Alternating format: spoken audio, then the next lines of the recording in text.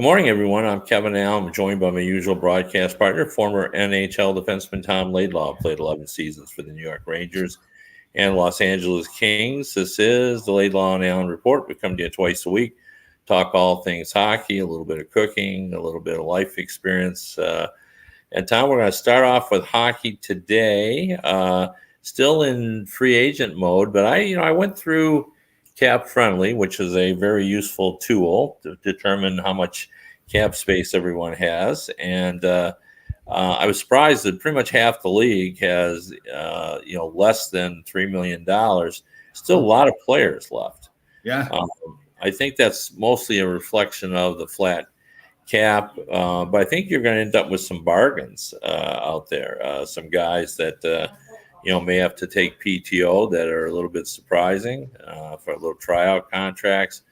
Maybe seeing some guys taking some one-year deals. We have Nazem Kadri out there. I don't think he'll be one of those ones that has to take a one-year deal, but he and John Klingberg are still out there.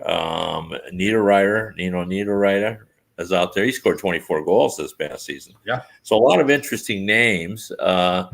And not a lot of teams with either cap space room or roster room. Yeah, and you think back last year, I think it's kind of the same thing, right? The surprising guys that didn't get signed and had to sign even try it. Those, like you mentioned, those PTOs, those tryout agreements.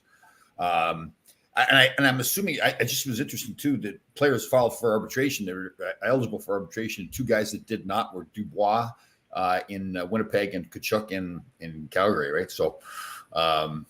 Interesting. And I guess so. I'm just trying to be rational. I know when I was still an agent that they had the team, I believe, had the right to either elect a 1 or a 2 year arbitration award. I'm assuming that's why those players did not elect to file for arbitration because they didn't want to have signed 2 year contracts and want to get out of their places quicker. So interesting. Yeah, that made sense to me as well. I saw somewhere. I wish I had that statistic because I'm afraid I'm going to quote it incorrectly, but there was a statistic about players who file for arbitration and their expectancy to stay with that team. It's not very high. Oh, if you file for arbitration, you end up off that team in quick order. That the team's upset because you filed for arbitration. I don't know what's behind it, or you're already thinking ahead to your next move, and teams are sort of aware of that. And it was interesting. I went to when I was an agent. I think I went to arbitration 4 or 5 times, and there's the logic that a lot of people say, anyways, that it's very confrontational. Teams are saying bad things about the player. I didn't find that. I mean, listen, they weren't giving them compliments. They're obviously trying to show the arbitrator why the player isn't as good as he thinks he is, but. I didn't think it was that bad. It was funny one time we had Damon Langkow was going to arbitration, I believe, with Arizona, Phoenix, and they brought in Bobby Clarke as to be a witness for them, and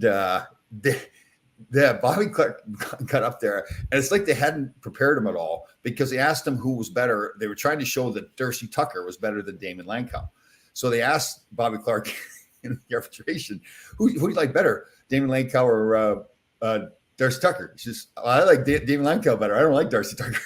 And that's the whole reason they brought him in. It was hilarious. And I'll never forget because Cliff Fletcher was on the other side of the table with the team. And Cliff, with that big gray hair and everything, he got so beat red. It was just hilarious to look at him because his skin was beat red and he had this white hair. It's one of the funniest things. But I didn't find arbitration that bad of a thing all the time. So. Yeah, most of them get settled before they even get to arbitration. Arbitration can be a very useful tool, because it basically just brings, both sides together. It is.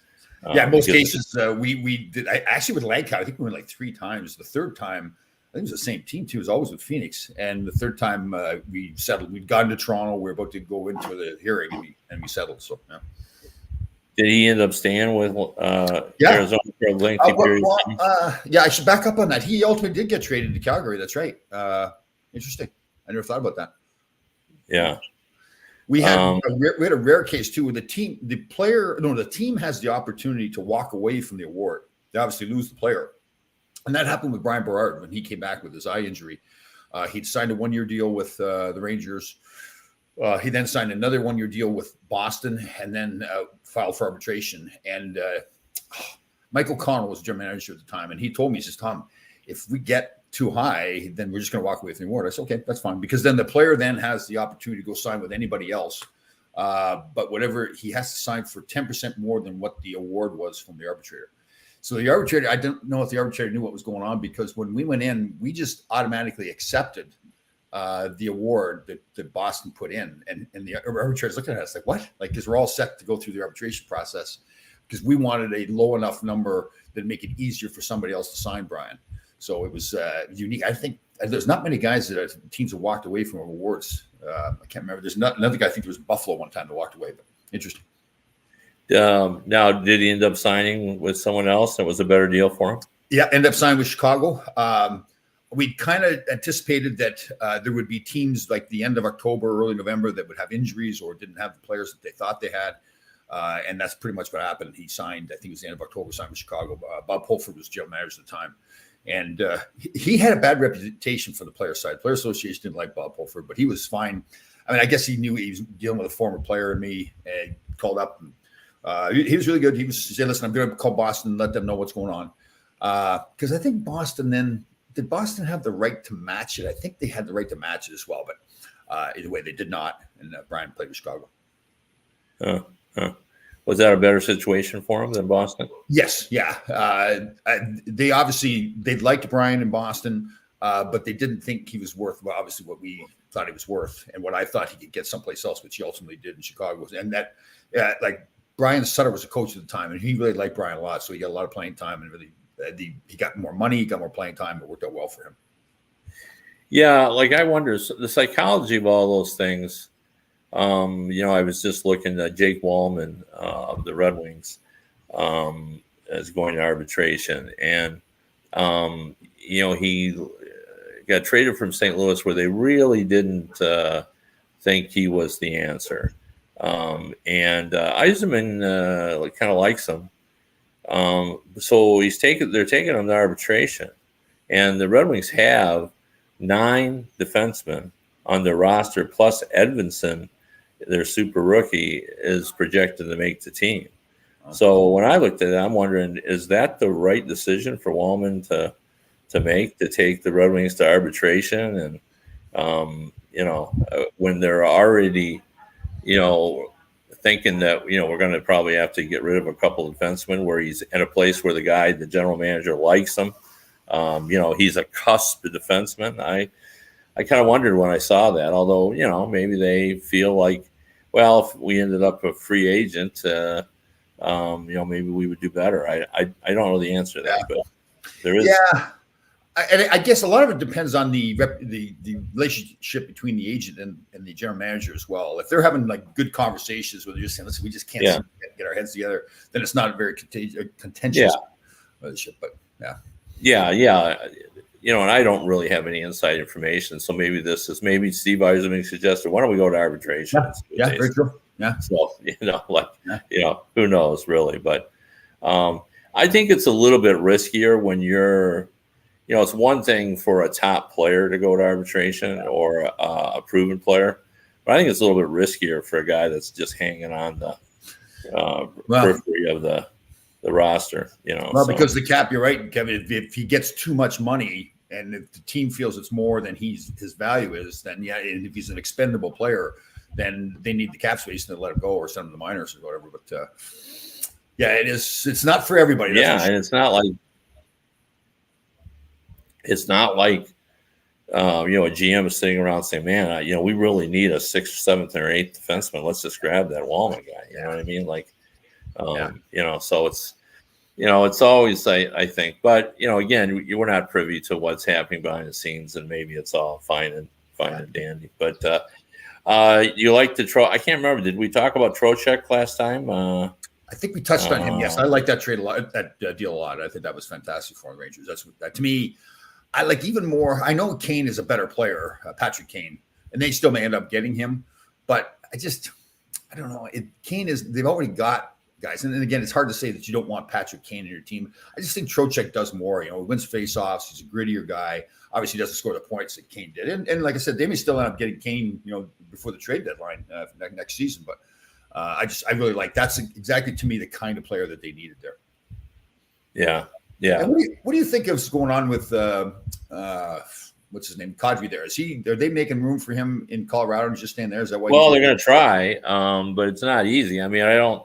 It wasn't a tactical error to, he wanted to kind of talk to people and have a little, a lot of times these deals get done if it starts at 12 and 43 seconds, the deal is done. And in his case, he wanted a chance to meet with some people and everything. And I wonder if that was a good strategy with so little cap space out there, because now you look around and, there aren't a lot of teams, he's limited in his options.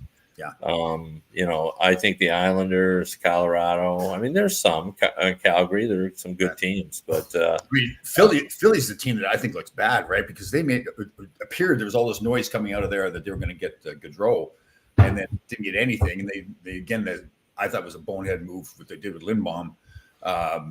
Or not a very classy move anyways. I see why they did it, but and then did not get anybody basically, right? They didn't get anybody at the free. No, and technically they don't have any cap space, although there is a suggestion that Ryan Ellis is going to end up on a very long-term IR, so that would give them, $6 million to play with. So, now you're getting, close to, Kadri. So, who knows? I mean, maybe they'll double back and although if you can figure out a way to get Kadri, why didn't you just keep Giroux? Yeah. He wanted to stay there. I think Giroux's a good player. And really great, like a leader too. It seemed like to me he was a real leader there. Although, I mean, we heard the rumors the other day from our buddy. Maybe I should be careful. Maybe he doesn't want that public. I can't remember. It's not that. It appears that what's his name, the little forward that was in Columbus, is running the show there in Philly now. Cam Atkinson? Yeah. I find that difficult to believe. I agree. Do you know John Tortorella? Yeah, I know exactly. That's what yeah. But it made it sound like the rumor way we heard it. Maybe you were off. Remember, we were on the show the other day. There was a guy that was mentioning that. I want to be careful. I can't remember if that was on the air or not. But it was that he was like Cam Atkinson was one that pushed to get Tortorella in there as the coach because they knew each other from the Columbus days. Yeah.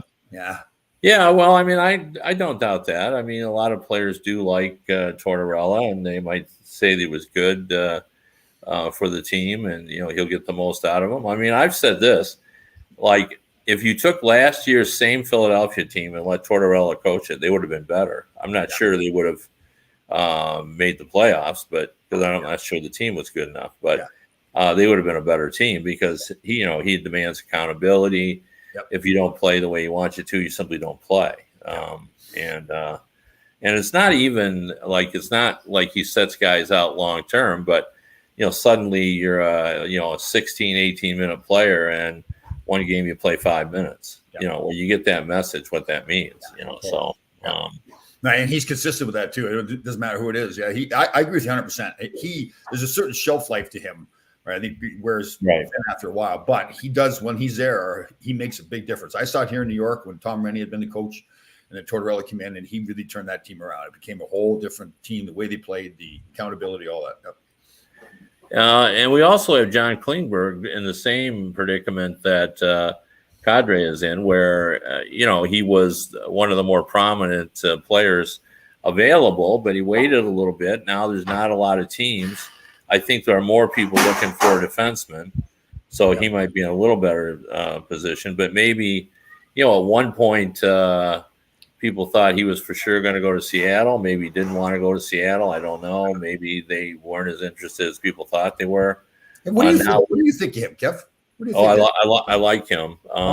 He's not the most perfect defenseman. He's more offensive than defensive, but he's a veteran guy. Like he knows. He's a guy that understands that if you've got the puck, the other team can't score. Puck possession is a big part of defense. Transition is a big part of defense. If you can move the puck quickly out, and I think there is value to him. Again, he's not Yeah, there's those other guys like Dougie Hamilton and Charlie McAvoy, all making that 9+. Is he in that? I don't think he's in that level, is he? No, I don't think he's either. Yeah. But he's still under 30, which is important. And so I think teams certainly would want him. I've heard the Red Wings linked to him, but I'm not necessarily buying that. Yzerman said this week that he didn't have anything going free agent wise. He didn't think he would make another free agent. They've got 24 players on their roster. They want to have the projection is Simon Edvinsson, their rookie, is going to make the team. So like they're already over. And they have the money, but I'm not sure that they want to use it on Klingberg. The only way I can see that do that if maybe he trades Hronek to Dallas. And then they sign Klingberg, something like that. That would be the only way you could do that. But I don't really see that. Klingberg is doubling back now and talking to Dallas. And I've also heard some discussion that, and we'll call this the Taylor Hall strategy, that I've heard some talk about Klingberg possibly going somewhere for 1 year to kind of prove his value. So, like Taylor Hall did with Buffalo. So it kind of tells you then, like with Taylor Hall, it appeared that really wasn't that many offers out there, not what he thought he was going to get, right? Yeah. It's probably the same with Klingberg. Probably thought he was going to get more. I would think that is true, yes. And or that there weren't many teams. I mean, there weren't a lot of teams that could take in a $7-8 million player. So so that's interesting. But I find it an analysis of what has occurred so far, Tom, and really, if you think about it, is logical. What about to say? The top teams, I'm talking about Colorado, Tampa Bay, Florida, the Rangers, the Minnesota Wild, the Carolina Hurricanes. You look at the top teams in that group. I would say that only the Carolina Hurricanes improved their team on the basis of acquisitions versus losses. Now, that doesn't take into account the players who are going to improve because they have younger players going to get better. I would put the Rangers in that category. They will just get better by doing nothing because they've got younger players who are going to get better. Now, the Rangers did do something. They brought in the guy that both you and I like. However, they lost Andrew Kopp. They lost Ryan Strome. They lost some players off their roster. So I'm not sure. They will gain Sammy Blade. He missed the whole year last year, so that's an improvement for him as well. Yeah, but what I'm saying is, just in terms of acquisition, they didn't really improve their team with the addition of Trocheck because they lost players. They're not the same player. So. Because I'm just dealing with that issue. I mean, these teams can still be improved, but look at Colorado.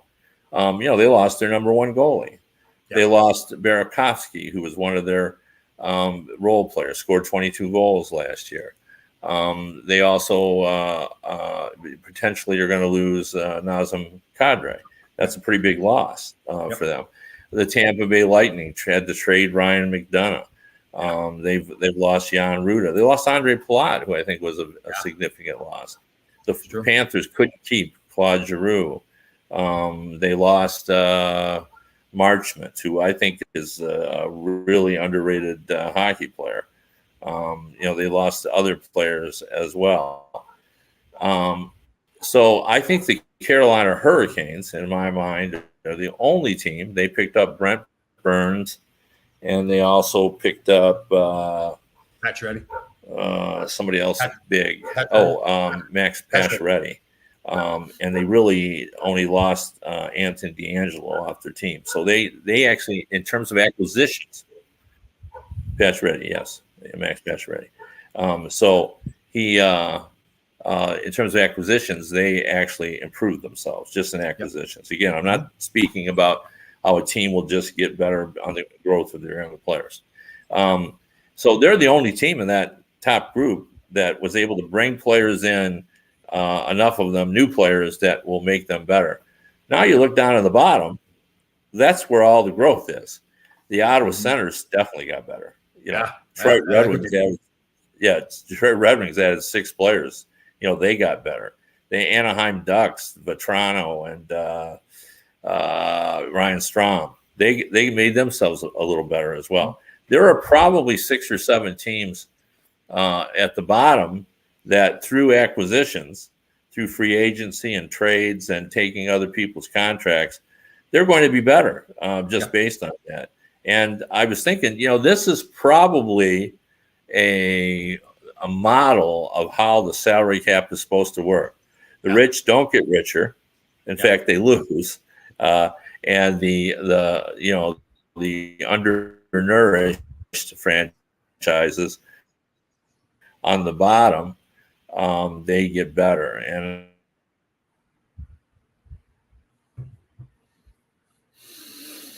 Kevin froze on us there a little bit.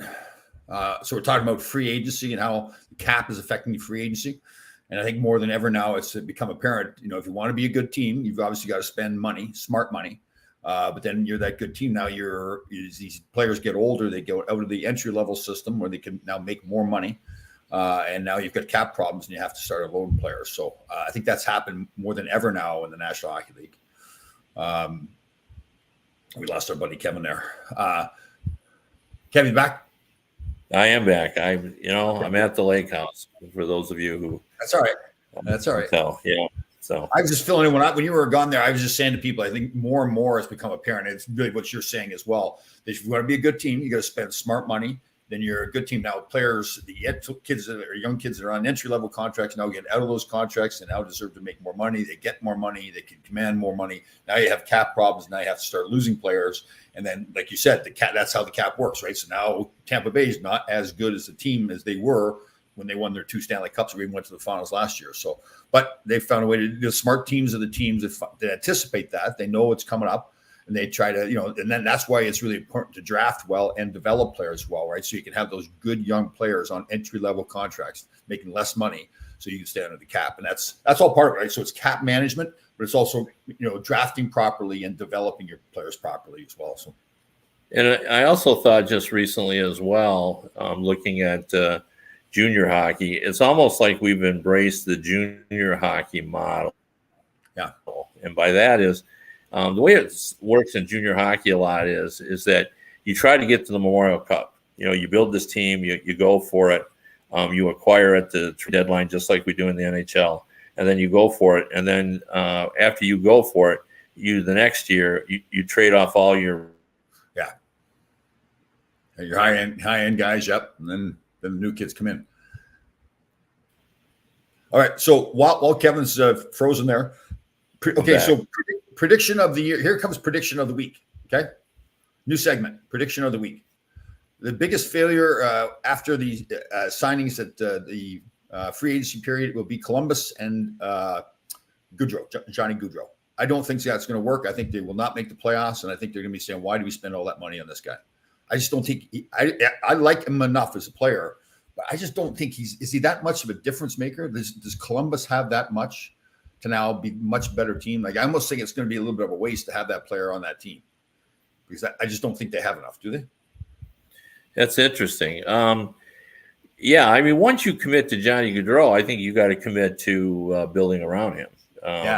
For sure. I mean, he can deliver, but as you said, he's not going to do it by himself. Yeah. Like he's not a guy like. Well, I was there in LA when Wayne Gretzky got there, right? So he now made that team a better team because he's Wayne Gretzky. Right. I don't think Johnny Gaudreau, I mean, nobody's Wayne Gretzky, so it's unfair to say that. But well, here's a good point too. That Mark makes here. Mike makes Columbus needed a marquee player. Yeah. So are the people in Columbus now going to buy more tickets because Johnny Gaudreau is there? Yeah, that's interesting. Marquee player is always hard to define. Yeah. Like Johnny Gaudreau is a star in the statistics for sure. But, he just had his best year. Like, Columbus may not get a year like he had last year. Yeah, absolutely. I mean, that doesn't mean it won't get a good year. And does he have the same star power I'm not sure that he does. Like, Yeah. he doesn't have the same star power as, a Jonathan, even Taves, or Patrick Kane, or a player of that ilk who everybody kind of knows. Like, not everybody, and some of it is the fact he's played in Calgary. So he had a bigger, tougher team there with him in Calgary, so he could do more stuff that keep people away from him. I just don't see Columbus having that. I don't know Columbus that well, to be very honest with you, but I just don't see. I think of Columbus, I don't think, oh wow, they got a good team. This is just the finishing piece of the puzzle to take them over the top. I mean, and it was important for the franchise to get. I mean, the fact that John Gaudreau said, I want to come and play Columbus when they have a history of guys like Bobrovsky and Panarin and Seth Jones saying, I want out of Columbus. Pierre-Luc Dubois, all of that. So it was important that they get a player like that, because it sends a message around the league. We're willing to pay top dollar. I was surprised, to be honest with you. I thought coming off that year he had, I thought he would be a $10 million player. I mean, he got close. He was 9 and change. But I thought he would be. I thought, he would say, look, I need to be a $10 million. I mean, it's hard to have a year like that, complete with the incredibly gaudy plus minus, one of the best plus minuses in the last 30 years. And leading the NHL in even strength goals. Like, I think that's a heck of an accomplishment. Yeah. I don't need a power play to score. I can score 5 on 5. That is pretty. Yeah, that's a good point. Scoring 5 on 5 is difficult. Wanted to switch gears a little bit. For those of you who are on my Facebook, you may have seen this. A tree fell on my lake house. Oh, that's right. Yes. And if you've seen my Facebook, you'll see that there's a video. And I love the modern world where my neighbor, of course, has the Nest camera in the doorbell in his front door, and it captured. This tree fell at 6 p.m. No one was around in my house or his house. What if it made a noise? Did it make a noise? Well, yes, it did. If you watched, did you see the video? No, I didn't see the video. I got to watch it now. Oh, yeah, you do have to watch it, because it's complete with sound. So it's a beautiful day. And these are big, huge trees, 100+ feet. And all of a sudden, out of his doorbell camera, suddenly you hear a little crack, and then a little more crack, and then a loud crack, and then you see the tree just self-amputate and fall over onto my on the roof. Hit the roof? Yeah, it fell off half on the side, half on the roof. So I mean, it could have been a lot worse, to be honest with you. But the good news is that my grandkids, my 2 youngest grandkids, were here with their mother earlier in the day, and of course they play outside. I mean, there's no, of course, my guess is they would have been down near the water and not there, but they could have been there. You just don't know. So, but it's really, that video has had, I think, a few hundred views, just because people are, you don't normally get to see a tree, especially the fact that it wasn't swaying. Just all of a sudden, there was no inclement weather. It was a beautiful day, and it just said, I'm done. It's had enough. And they got tired of supporting. Yeah. Wow. Yeah. I forgot to ask you. It's just, he just couldn't. I forgot to ask you recently too. Any more updates on the rabbit situation? Yes, actually, yes. The rabbit, it's turned out that rabbit. So those of you that don't know why Kevin's frozen there, when Kevin was visiting his son's place in Chicago, they had a rabbit in the backyard in a pen, and they woke up one day and the rabbit was gone. And then there was I think how it worked, but then there was a replacement rabbit put in there. Like their rabbit was a darker color rabbit, and then all of a sudden there was a white rabbit replacing it. The next day the white rabbit was gone and the original rabbit was there. So we were trying to find out what happened here. I'm thinking there's some alien beings that have come down and did some tests on the rabbit. And they based on the way we've treated our planet, they didn't think we were too intelligent here, so they thought they'd get away with putting a replacement rabbit in here, thinking that we wouldn't notice. But that's my opinion. All right, well, Kevin's frozen there. He's gone altogether. All right, so do I think Tom's asked a question here? Tom, is Christopher finished? What about leaving Matt? I don't think he's finished. He hasn't got a lot of cap space left. That's why I do think he's finished for now, and then may add more during the season. We get closer to the trade deadline. But again, when I say I think he would still like that. Like I think they need another defenseman probably. But again, I think that's something he'll wait to do when he's closer to the trade deadline. Doesn't eat up as much of your cap space if they do it then as opposed to now. All right, so apologize for Kevin. There's Kevin. He's back. There he is. All right, we'll try this again. I don't know what's happening with my internet. So I gave the update on the rabbit situation. So did I have that straight? So one day you woke up and the rabbit was gone and replaced with another rabbit? Was that what it was? Another rabbit, looked like another domestic rabbit had just shown up, was in his cage. And but the what's happened now is that it turns out their theory is that whatever the original rabbit escaped somehow. I don't know how, but I got out and then picked up this other rabbit and then brought her back to his pad.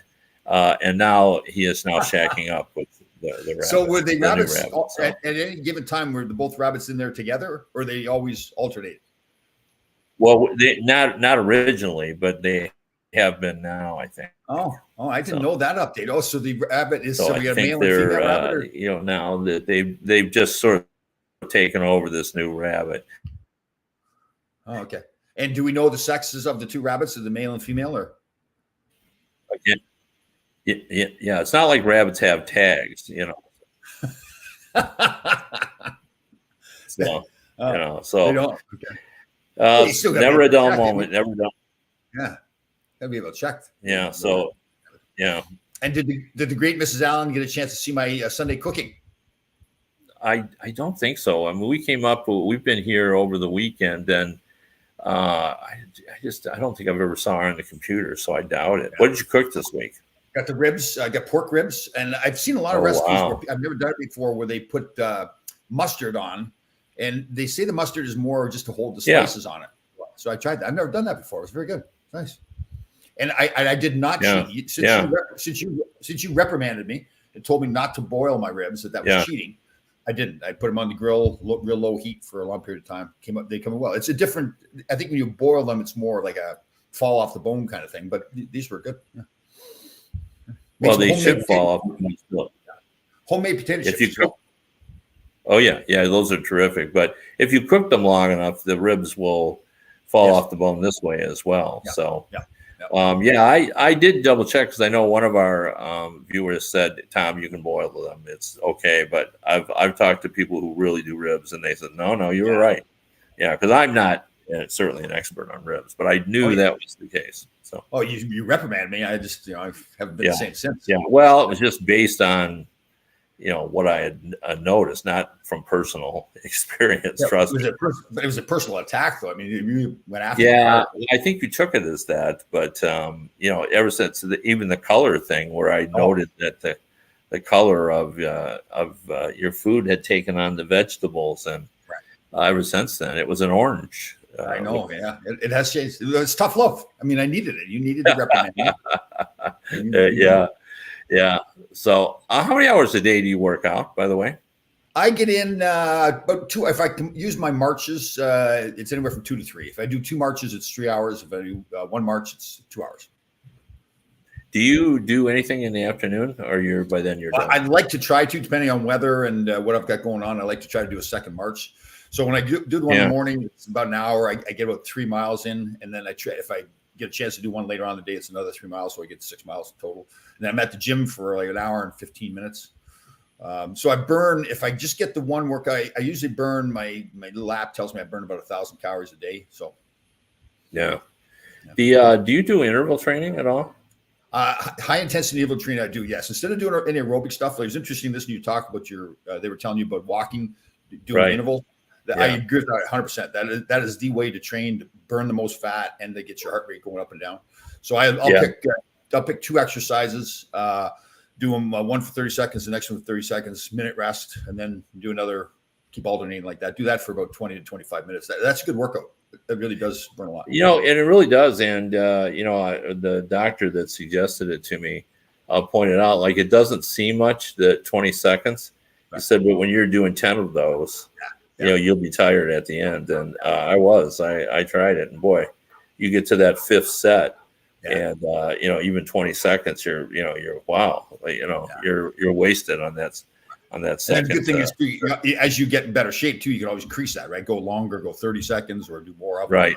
Yeah, that's what he said. Well, right now it's a struggle to do 20, so it might take a couple more days. There you go.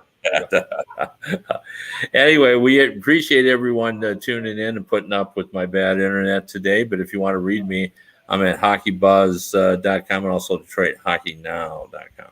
And if you want to listen to the radio version of this show, you can go to radio.co at 365 Sports. Everybody have a great day. We'll see you on Wednesday.